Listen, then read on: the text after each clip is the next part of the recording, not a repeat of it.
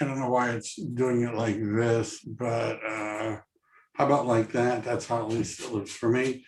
So welcome everybody. Most of you I have met or talked to before, but I'm Mike Devlin with eXp Realty, and the topic today is that your database really is your business. And we're going to talk about some of the best practices for following up with people. And I'm going to talk more about the database and some of those strategies at the end so that it doesn't get in the way of William's time, because sometimes, as you know, I may not ever stop talking if I get started. But to give you an example of where we're going with this, some years ago when I was with another company, Century 21, there was a guy that was the #1 agent 10 years in a row that I knew. We were from the same area. And each year he earned over $1 million in commission income every year, 10 years in a row, right? Not too bad, not too bad. And after 10 years, he retired. I didn't even know you could do that from real estate. He actually retired and he sold his real estate business to somebody, right? Actually to a team. And they paid him what was reportedly 6 figures in order to buy his business. And the question that I like to ask about this is, what do you think they actually bought, right? What do you think they got for paying over $100,000, supposedly a couple $100,000? What did they actually get?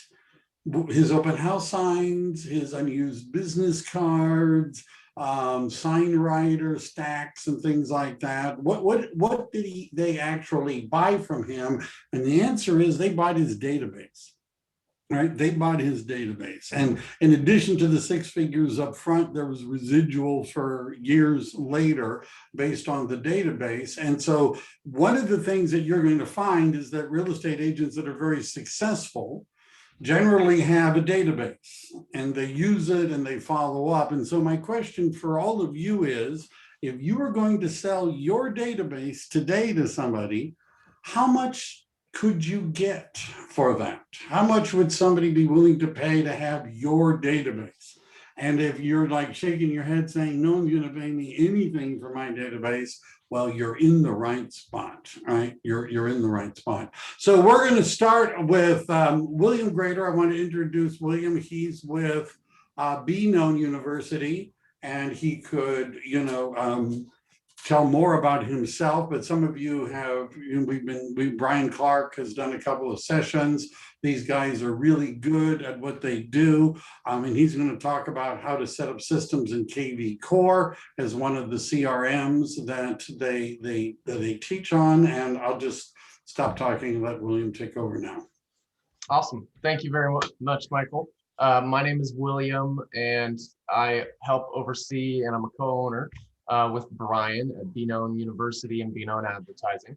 I will share my screen now and kind of talk a little bit about what I'm presenting today. So today we are talking about the saved search alerts that you can utilize inside of kvCORE, #1, and also an introduction to the smart CRM. So one of the really important things about the saved search alerts and the hashtags that you can utilize is that it is free branding for you as an agent, #1. #2, you are constantly driving traffic to your website.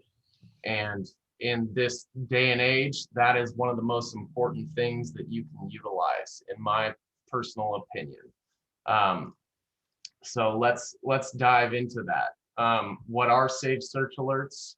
Alerts on listings are the most critical way to communicate with your leads. And the saved search alerts are essentially a way to send out a list of properties to people depending on what it is that they want, what that search criteria is. So essentially, we are able to go into the marketing section inside of kvCORE, and under search alerts, we can actually add what are called hashtags. So These hashtags are specific to you and what listings you want to show in what area. So for example, this is one of our clients, and he has specific zip codes that he wants to show homes from. So any lead that we generate for them from Facebook, that lead is automatically transitioned into kvCORE, and we are essentially able to automate this entire process. So he doesn't have to do a thing. And this is all based off of what those people input on Facebook. So on our ads, we like to ask multiple choice questions on the lead forms. So essentially, how many beds and baths would you like in your new home? And what is your desired price range? Now, from the answers that that lead provides, it will then trigger an automated saved search alert. So somebody says they want a 3-bed, 2-bath from 300 to 350K, that can automatically trigger. Now, you can use this internally for you, and this is a great way that you can actually build hashtags for all the different types. Let's say that you live in an area that has a ton of golf courses around. You can set up a hashtag specifically for golf courses. Pools, if you know that people have a lot of pools. For instance, in Florida, I think every single house has a pool. So there's a lot of different things that you can set up for these hashtags. And I can now show you how we do that. So in the slide deck, I have also added in a screenshot of the hashtags. So an easy way to create these is going to be actually opening up just a simple Google Sheet. And in this Google Sheet, I will just delete this. How about? So I like to start out with just doing the beds and baths. So we have the 1/1s going. And all we have to essentially do is determine what the price points are that we want to work in our area. So I know a lot of places it's hard to even find a house that's under $500,000, you know what I mean? But in other places, maybe a normal house price point like Texas is 250. So whatever your area is, you can start that. I do suggest always having your minimum encompass that average price point for whatever the average price point of a home is in your area. Make sure you have that so that there's always that option. Now we can add in the price points. So we go 100K to 200K. And as you can see, we can now just copy this and paste it all the way down the list. So it makes it so that as far as creation goes, it's very quick and simple. And once you have all of them, you can just copy and paste the ones that you need. So it makes it so that this is kind of a little bit of a quicker situation here. So I'll finish doing this.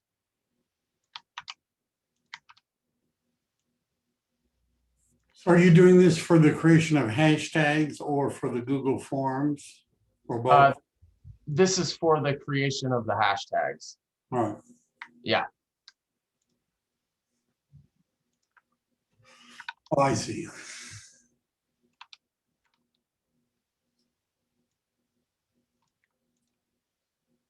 So depending upon how somebody answers the form, price range, bedrooms and bathrooms, the system is going to generate a hashtag that identifies them as being a 4+ in the, using my area, $2 million range.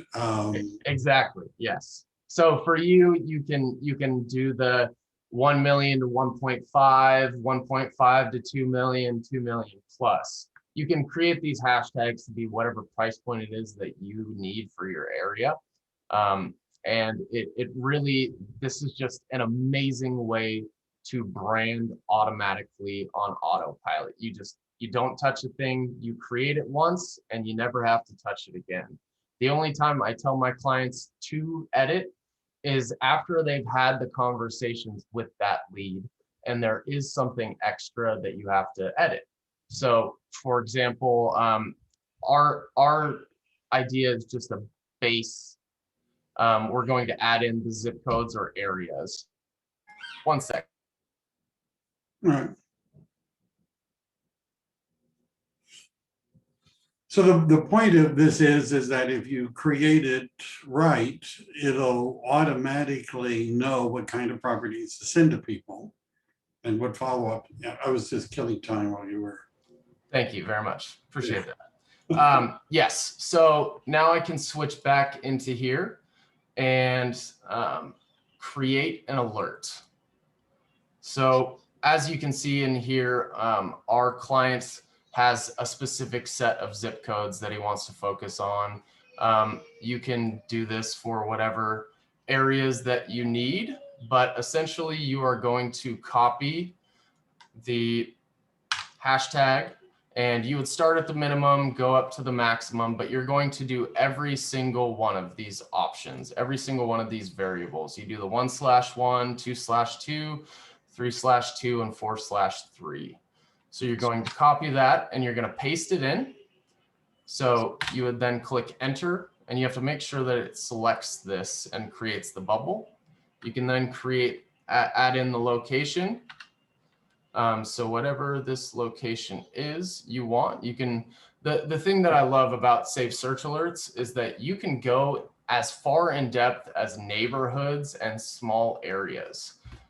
So like I had said earlier, when you're talking with a potential client and they want to focus on a specific neighborhood, it's very important that you can do that. There are people that want to find homes that are close to a good school district. So you can actually go in depth to those neighborhoods. And here are some extra options as well. So if you want to find adult 55 plus, you can do that. As I mentioned, the pool options, golf courses, waterfront views, there are just a ton of different options. So I do suggest that you go inside and you actually look in depth into the Safe Search Alerts and find out what those options are. So next, we are going to match exactly what we had pasted in for the hashtag. So 1/1, and it's going to be 1 million plus. So the 1 million, you're going to then leave open. That's the plus. And so that is creating a hashtag. It's very simple. It's just annoying and time consuming, but once you've done it, then it's done. So that's a really cool feature. And I do suggest creating your own hashtags. And I'll show you how you can actually utilize these as well. So when you are in your dashboard, let's say you have a new lead, you can click on the lead.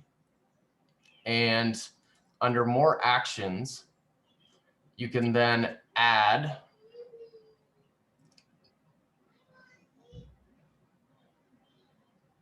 Yeah, they moved everything around a little. Yeah, they did move everything around. Excuse me. Just to keep it interesting. Here we go. Hashtags. Sure. Excuse me. So as you can see, the 3/2 is already input here. But if this was a client that didn't have a hashtag, or let's say if you created a new contact, you could come in here, you're on the phone with them. You say, oh, great. How many beds and baths are you looking for in your home? They say 3 and 2. That's going to pull up all the different 3/2 options. You can then click and submit the one that they want. So this specific client was looking for the 150K to 200K. So I will just reselect that and not edit, but it's a very simple, easy way. Anytime you manually input something, You just do that and they're automatically put on a Save Search Alert drip, and you don't have to manually go in and do these things every single time. So the next thing that I will move on to is going to be the Smart CRM. This is a very advanced section in your kvCORE. And there are two different folders. You have the all contacts area, and then you have your online leads for the last 30 days. So this is a very great section. We have the filters option, and we have the more actions section. So with this, let's start out on the filters. So this is a great way that you can utilize those hashtags and actually pull and do mass emails as well. So let's say, for example, you have a new listing, and this listing is a 3-bed, 2-bath from 150K to 200K. Let's just say that that's what the price point is. You can then jump down to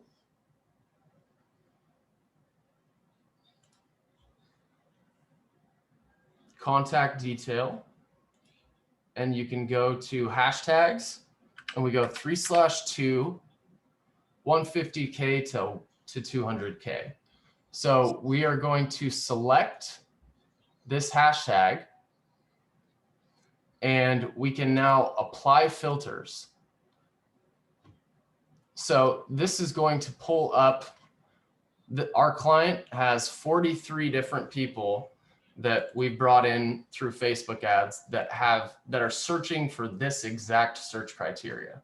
So now we can actually select all of these people, and we can send them out a mass email, or we could send them out a mass text or a video message and show them our new listing. Now you can do this with every single variable option that you have in your internal platform. I think this is a pretty great way to utilize your platform and work the leads that you've already brought in to your advantage. Now in here, there are a ton of different statuses that you can choose from. So for example, you can actually come in and change the status to each lead. One of the things that I like telling a lot of our clients to do is, after you've had a great conversation with somebody and you feel like this is going to be somebody you're going to work with, go in and mark them as 5 stars. That way you can now have your star ratings, and you can come in here and you can select to view all of your 5-star leads, right? One major thing, as I just remembered right here, anytime that you select and add a filter to just do one simple unit, for example, sending out that mass email that I was just talking about, you have to make sure that you clear your filters. Otherwise, it's going to only show those people. So we have to make sure that we clear that filter that had the hashtag in it. So let's clear the filters first. And now it's just going to go back to the full database. And we'll jump back into here, and we're going to go to contact details. And we're going to jump to the ratings and go to 5 stars. So applying filters. Now here are all of our 5-star leads. As you can see, we have a lot of direct website and organic website leads. I tend to see that a lot of those leads are maybe higher intent, because that means that they've submitted not only on Facebook, but they're also then going to your website and searching for homes and setting up a Save Search Alert there as well. So pretty cool. But there are a lot of great filters that you can go through here and edit to find. Whether you have a ton of different lead sources, you can search through that, so you can find all the direct website leads only. or just the plain Facebook leads, or if you're getting realtor.com leads or Zillow leads, there's a ton of amazing features there.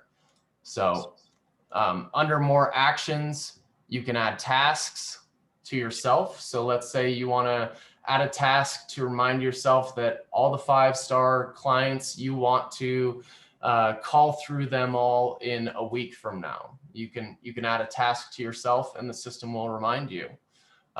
You can also transfer contacts or share contacts. That way, if you have somebody that is calling through the leads for you, you can do that way, and it'll actually share that contact into their kvCORE as well. So here's another cool feature I like, is actually the voicemail drop. Now that is also an add-on extension. I believe it's anywhere from 20 to, I think it's $29.99 a month. But most people know what a voicemail drop is. It essentially, you can record a voicemail and then send out, it won't ring, but it will send voicemails to those people. So yeah, there's a lot of amazing features. Michael, I don't know if you want to wrap it up. I know we got 8 minutes left. Was there anything else you would like me to go over? Sure. Well, yeah, there's more time. You could have more time than that. But so getting somebody on an automatic search. One, if somebody went to my website and filled out the form and did a search, it would appear in my database, right? And they would have a search already assigned. Now, would the hashtags, I assume that the system would assign some hashtags automatically? It does do that when somebody actually signs up on your website. Right. But other than that, no. But then if I wanted to characterize this person by giving them a hashtag, I would add that manually, right? Correct. And then, so the ways in which somebody that, and I guess I could assign, if they've already set up their own search, I don't necessarily need to assign them a hashtag for a search. No. But what we're really talking about is, let's say somebody filled out a form, right? And the form could be a Facebook form, it could be a Google form, it could be, you know, a Jot form, whatever form you want. And they said, this is what I'm looking for. And that was imported into the database. If you've already set up bedrooms, bathrooms, and price ranges and areas, which could take a while, right, depending on your side, but I could just react individually. So if somebody filled out a form and they're looking for a 4-bedroom, minimum of 2 bathrooms, under $1 million in the city of San Jose, then I could create that hashtag at that point, right? Correct. And then connect that hashtag to the search alert. Yep. Right. Now, how does the connecting it to the search alert, I mean, so let's say I added in a hashtag that this is a 4-bedroom, 2-bath, under 1 million San Jose person.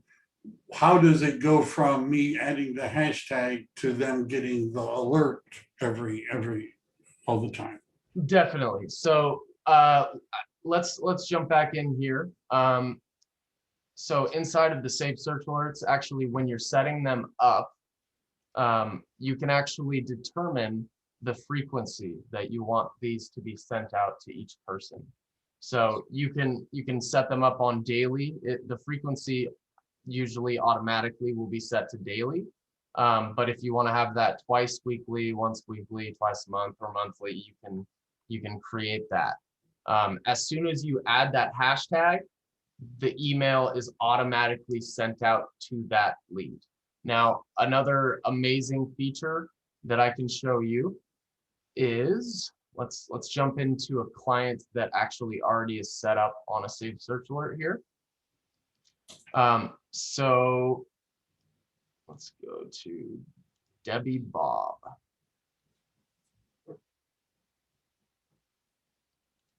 Let's go to a lead that's a little older. How about this? Was just a few hours ago.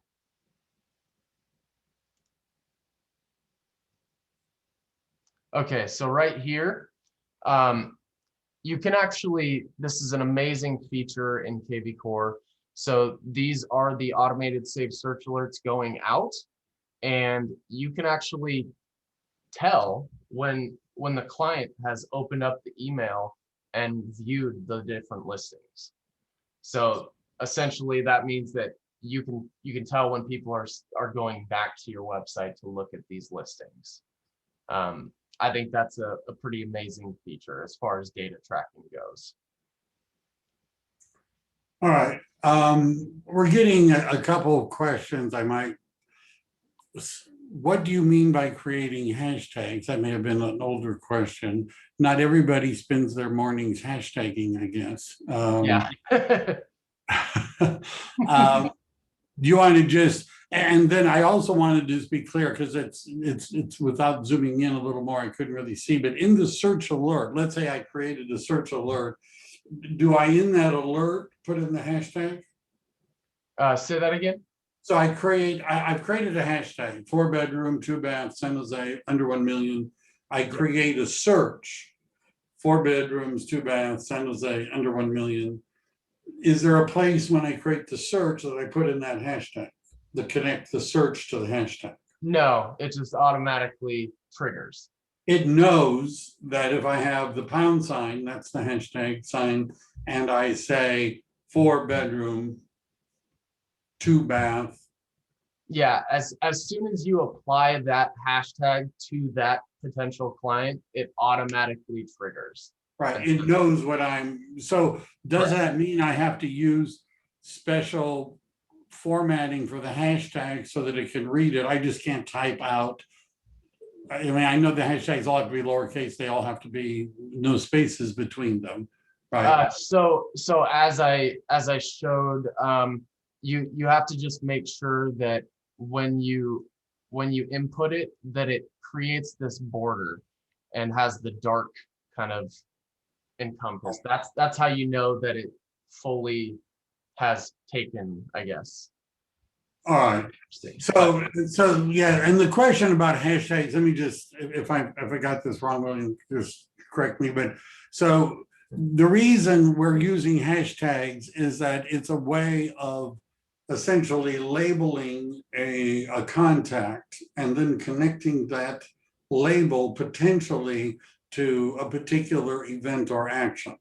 So for example, let's say I wanted everybody that's in my database who's a potential investor, right? Well, one of the hashtags I could have is somebody's an investor, right? Let's say there's somebody that is an investor, but they only want commercial investments.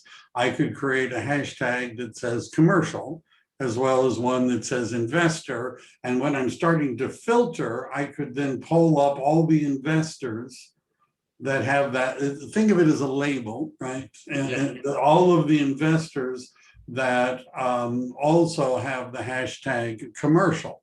And so let's say there was an article or something I wanted to say, or a property that's on the market that I think would be a really good, investment for a commercial investor. I could immediately pull up everybody in the database that meets that criteria. Is that close? Definitely. Right. And so then there's a question is, how is this different from the MLS search alerts? So in a way, this is better than and worse than the MLS search alerts. If I can just answer this one, William, just yeah, no. What's better than the MLS search alerts is that this whole system can be automated. Whereas in the MLS search alerts, you've got to go and put the person in yourself, right? Which is it could be time consuming. And so that skips that part. And they're now they're doing searches, and you've collected their information and you're sending them properties. So in that sense, it's better than the MLS. In the other sense, it's not as good either.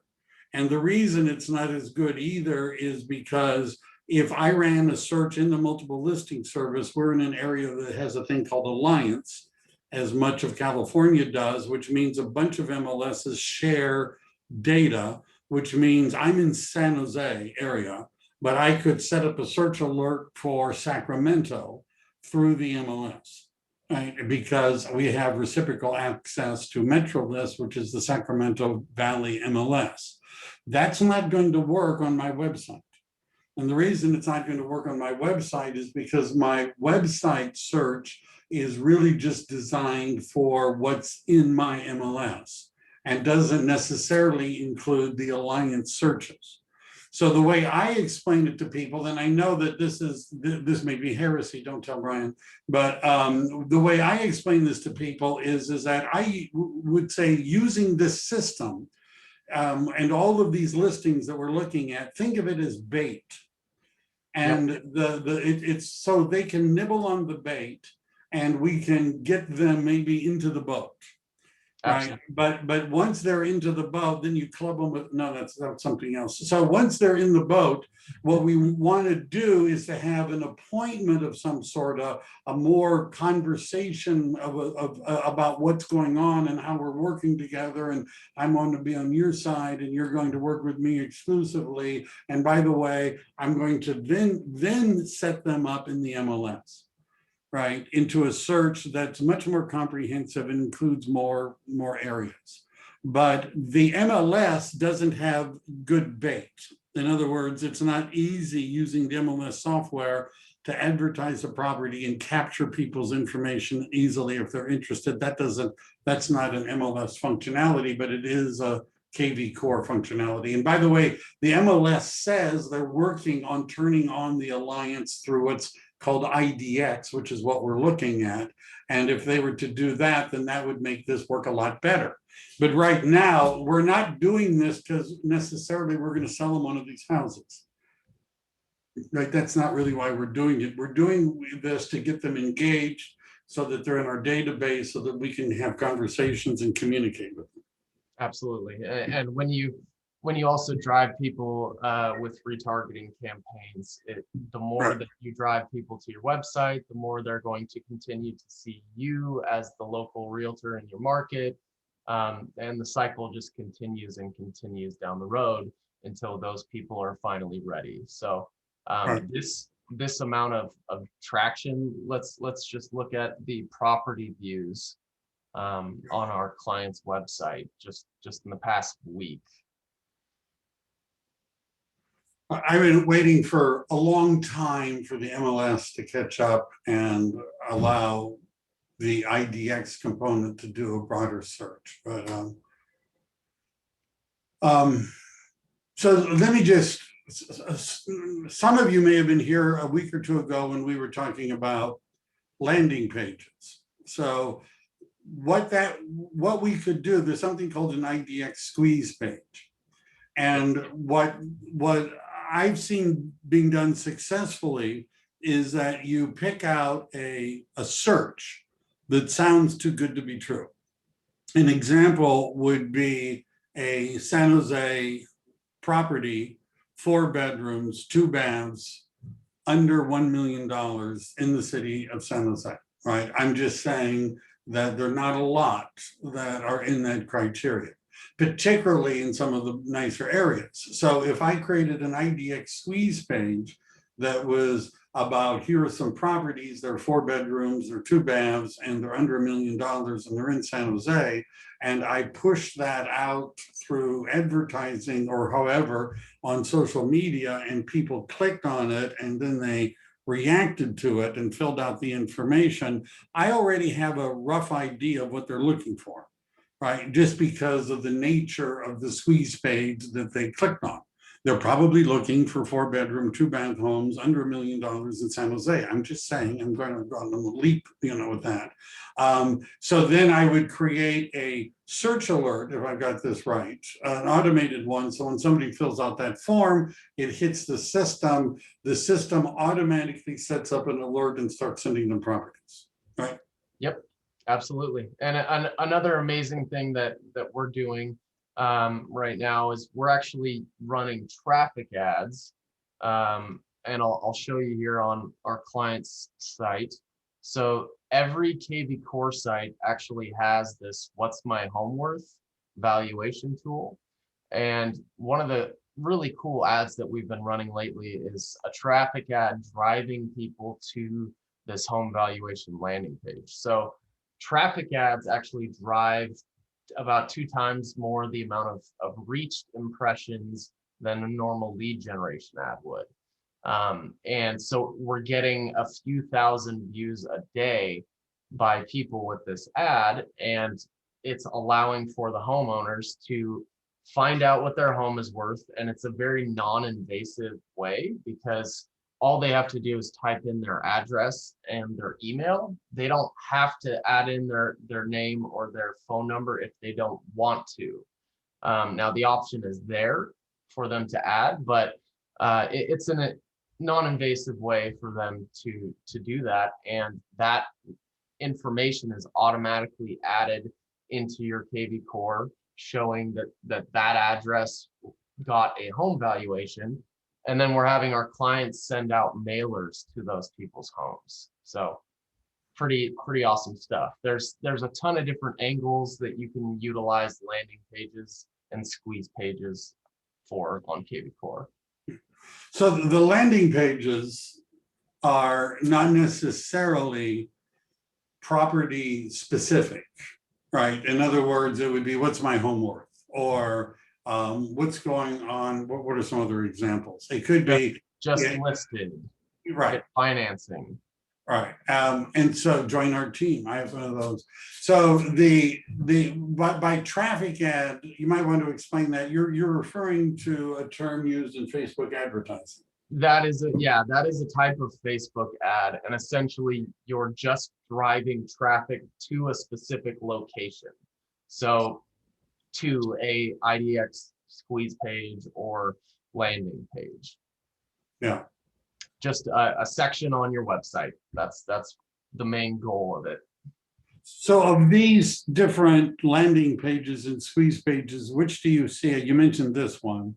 Are they getting a lot of listings from, because I've done this with prime seller leads and Brivity and the listings to leads, you know, the seller valuation page, right? Yeah, it can be hit or miss, but it's kind of about how you make that ad look. And it also determines, a big determining factor, I should say, is your area. You know, I have clients in Florida where they're just getting 4 or 5 people a day that are filling out this home valuation. And then I have areas like Phoenix where nobody wants to submit their address. So it's worth testing in your market, definitely. Yeah, I've noticed, I did a lot of this in the San Jose area with the team, and some areas people would fill them out and sometimes they didn't own it. But you know, the question is that if you are fishing for sellers, what is the most likely thing that you could offer the seller that they might be willing to give up some information to find out? And it's usually, what is their property worth? Yep. Right. The other things are like the free reports on kinds of things you ought to do to upgrade your house that you're going to pay off when you sell it, and the ones to avoid and other sort of things. But, you know, you have to have bait that they are willing to give up their contact information. Absolutely. And I think having a highly engaging ad also is beneficial, because right now, I mean, everybody knows that there are multiple offers on nearly every listing, right? And so if right now is a good time to push that fact that, hey, your price point on your home might have gone up. Make sure you find out. Yeah. Well, we're going to be doing more on the specific ads, but today we wanted to talk about, if you're running an ad and it's something connected to a property search, and you would like them to be getting the listings automatically without you having to do manually. Because if somebody's in my contact database, I could set up a search alert for them manually, right? Yeah. Right. Yep. But then, at that point, if I knew them well enough to do that, I might as well do it in the MLS, right? You know, unless I think, you know, and by the way, it's a big difference, people being able to make up their own criteria. I've had clients that said, well, I'm willing to look for duplexes in San Mateo County, but if it's in Alameda County, I only want this. And if it's someplace else, I only want that. It's a lot easier if they can actually spend their time doing that themselves. Yeah. All right. So we talked, what else? And then if that was all that you had, I might talk a little bit more about, are there any questions from you guys out there? Is this anybody before we just assume? Yeah, any other questions, please feel free to ask. I'd be happy to answer anything. This is a client of ours, so just in the last 5 days, from having these hashtags and safe search alerts automated, this is just the last 5 days of people that are opening and driving on his website. So it's pretty amazing, and you just stay consistent, and it's free branding. It's awesome. Cool. All right. Well, Here's some questions coming in. Are they? Oh, good. So what ad is he using? You're going to have to pay to find that out. Yeah, so with this ad is actually a very special ad. It's called an IDX catalog and dynamic ad. So essentially this is one of the coolest things that, as far as an advertiser goes, one of the coolest ads I've ever seen created. And we found it by just diving deep into the support articles on Inside Real Estate. So essentially, we're able to take all of your brokerage's listings from the MLS, and we're able to upload those into Facebook's catalog manager. Once we have them in the catalog manager, we can then add in filters. So we add in the minimum price point of homes that you want to show. We can add in specific cities, so that way you're not trying to work a listing that's 3 hours away just because it's tied to the MLS. We get rid of all the allotted land. Essentially, we end up with this beautiful set of homes, and we run what is called a dynamic ad.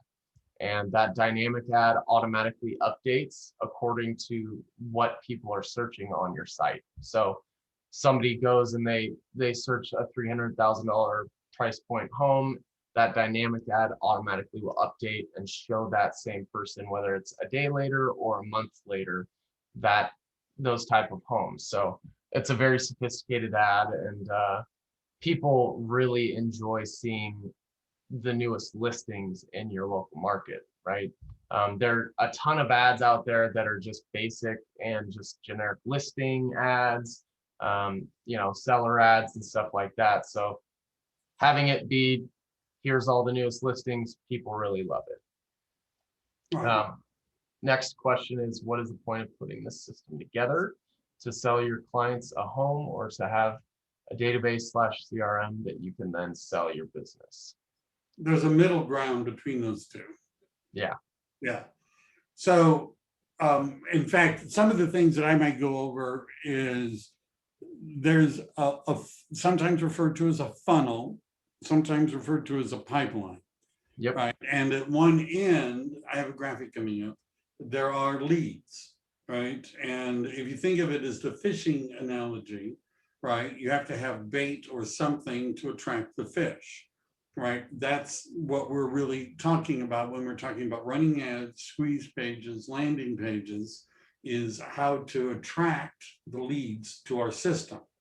Once they're in the system, we're going to need to qualify them. Just like if you catch a fish, you might have to measure the fish to see if the fish is big enough for you to legally keep the fish, to see if it's the kind of fish you actually would like to eat, right? Maybe it's not.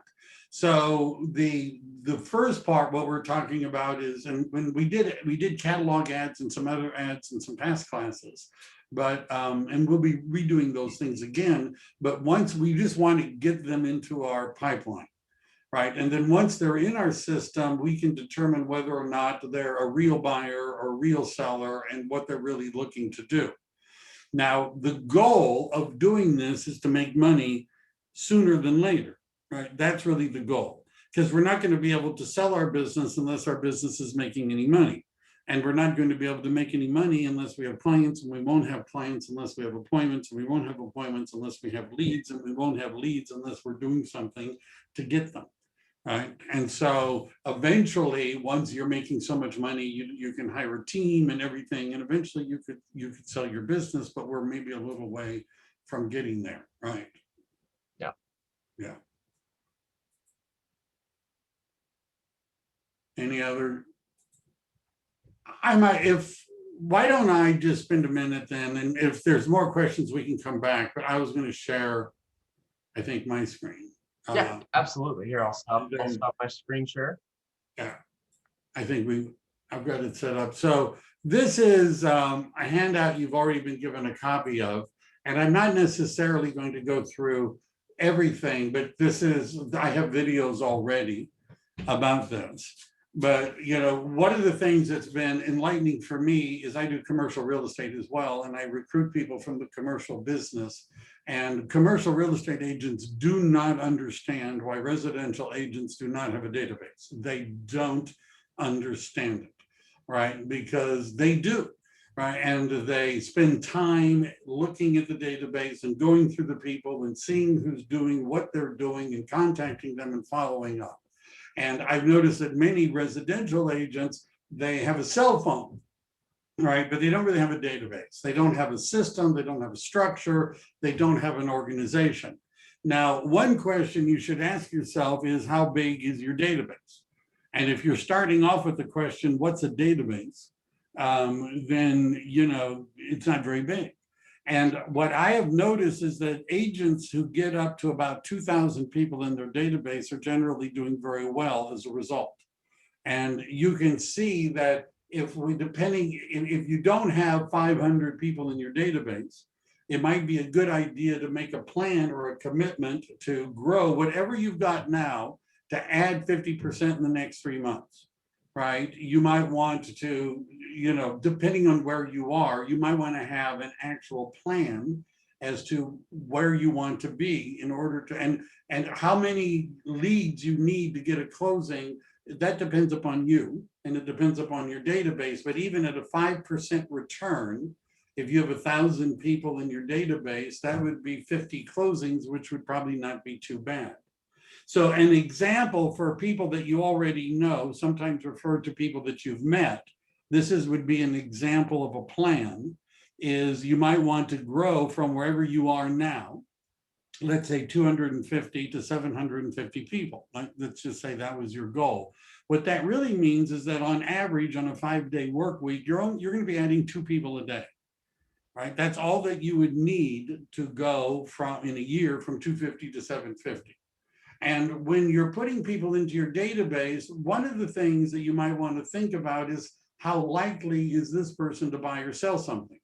Now, one of the nice things I like that William pointed out in kvCORE is that you can assign people 5 stars. You ought to know, of all the people that are in your database, who is most likely to buy a home, sell a home, invest in real estate, or refer somebody to you. Right? If you looked at your database, who is that person that is most likely to do business with you? And I'd pay attention to them. And by the way, if you don't have one, then you need to go back to the first step, which is you need to recruit more people into your database. And at some point, you're going to want to be able to identify the top 5, and preferably soon the top 25 people likely to do something. Now, the other advantage of doing this is that if you have a pipeline, you can actually predict your future income if you know who's likely to be doing what and when. So that you can see, I've got so many people in June, they're planning to buy or sell. In July, they're planning to buy or sell. Now, they don't always, but then some new ones come in. You understand, you can actually kind of predict it. So, it's the heart of your business.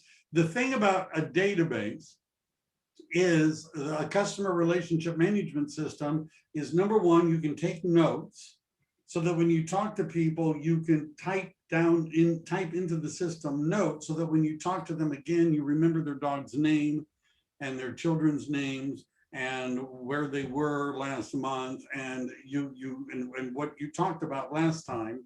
And it allows you to create a task, which would be the next time you would follow up. Everybody in your database ought to have a what's the next step, right? You ought to know what am I going to do with this person next? Am I going to send them an email? Am I going to call them? Am I going to text them? What am I going to do? And then tracking this and having plans that you can assign. A buyer would be different, a first-time home buyer would be different, a move-up buyer would be different, an investment buyer would be different, a seller would be different, a condominium buyer or seller would be different. Does everybody see where I'm going with this? And although there's a lot of similarity in those plans, it would be good to maybe, have plans that are actually designed for what it is that we want to do.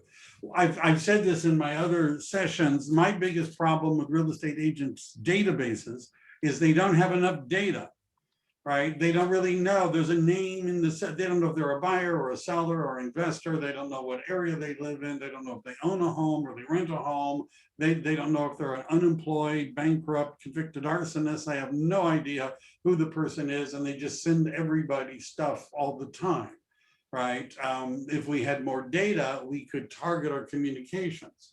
So you're going to want to build a database, feed it all the time, communicate it with it systematically, and setting up these alerts would be one way to do that, although you ought to do other things. There's holidays, there's what's going on in the market, and servicing the leads means when somebody is interested in doing something that we respond. It's about finding clients, right? And by the way, the number of people you have in your database over time will be directly connected to the number of transactions that you do. So this is what an example of, and this isn't the whole list, but all of the business that you're doing, whether it's your sphere of influence, geographic farming, demographic farming, working with communities, working with events, working with different groups of people, Facebook or social media or LinkedIn or Twitter or blogging or your web page or your landing page or your squeeze pages, all of the different things that you would be doing, you want all of those leads to go into your database. Right, and then you want to qualify them, and that's the A, B, C, or D, right? And then you want to make sure they can afford to buy, and that's how you get paid. Now, just as a sample of what a goal might be if you were really serious about doing this, like let's say you're serious, is that you made it a goal to talk to 10 new people, connect with 10 people, whether it's talking or whatever, every day, 5 days a week. Right, so 5 days a week, you talk to 10 people a day, that would be 50 people a week. And if you did that for 4 weeks, that would be 200 people a month. And if you did that for 12 months, that would be 2,400 people, which is a lot of people, right? So you're going to want to contact people, you're going to want to enter people in your database. Those are kind of different things. I can get data from title companies and from skip tracing, which is finding people's phone numbers and email addresses and enter them into my database without me actually having to contact them.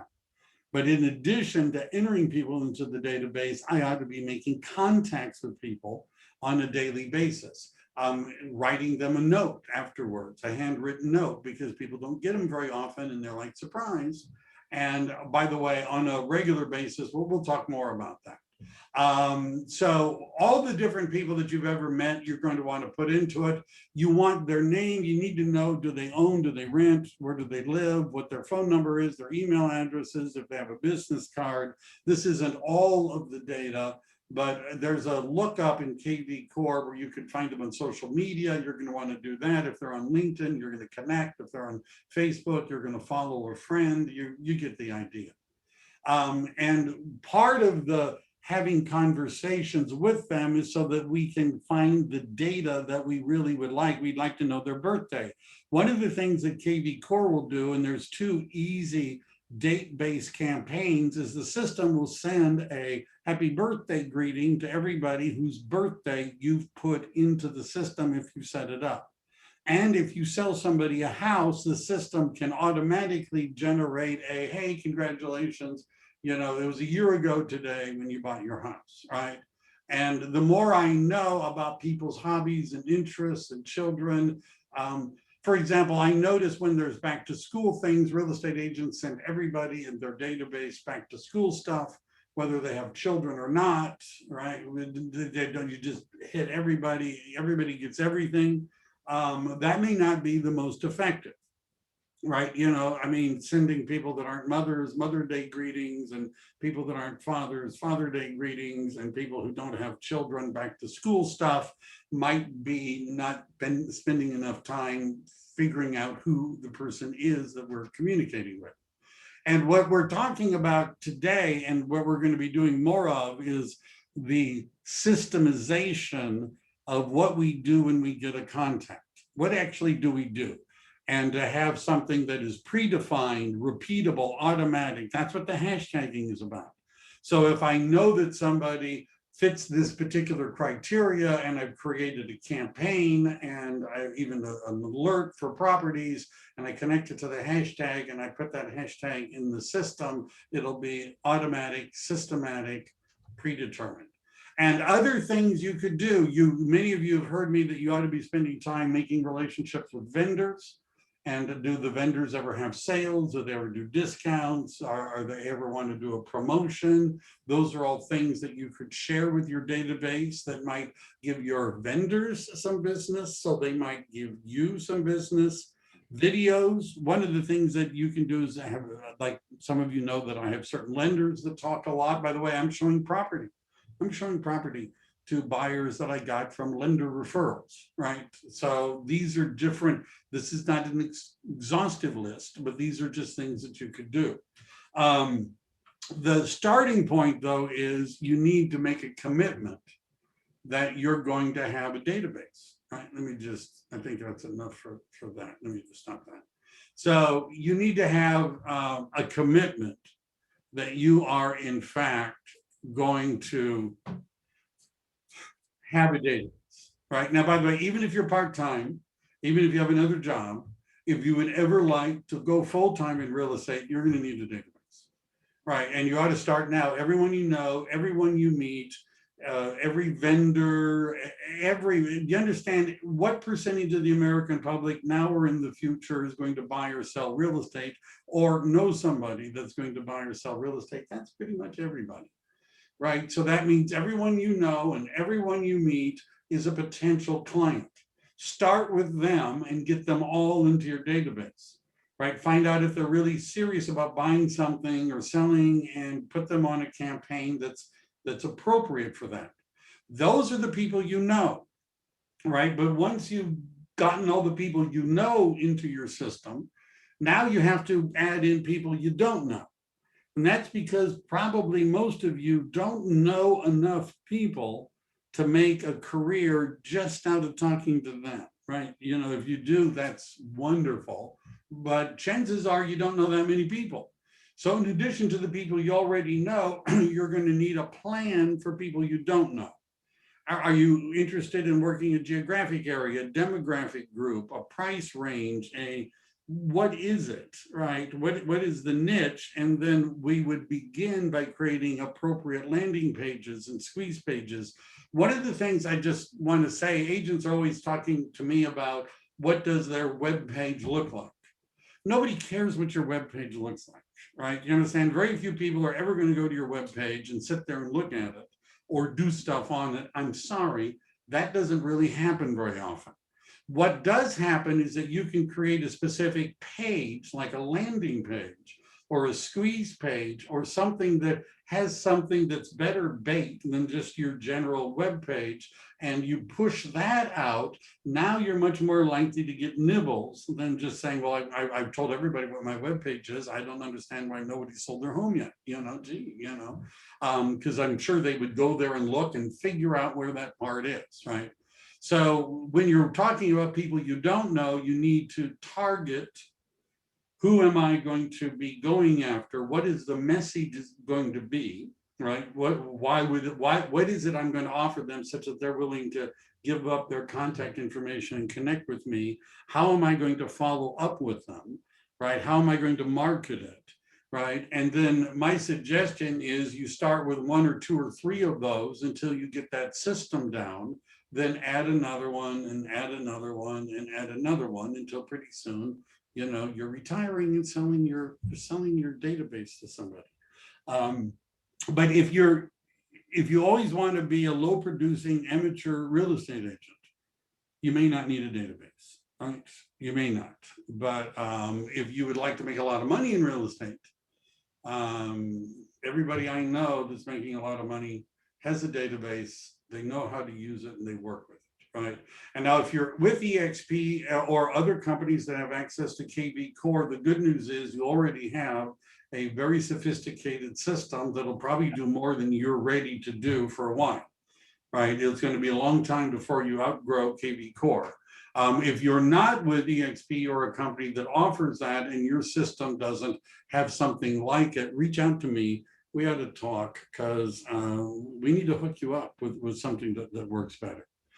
That puts us at 1:31, which is the appointed end time. I really appreciate it, William, for you taking time to help us with this. You can't see all their faces, but they're curious, eager looks on their face the whole time.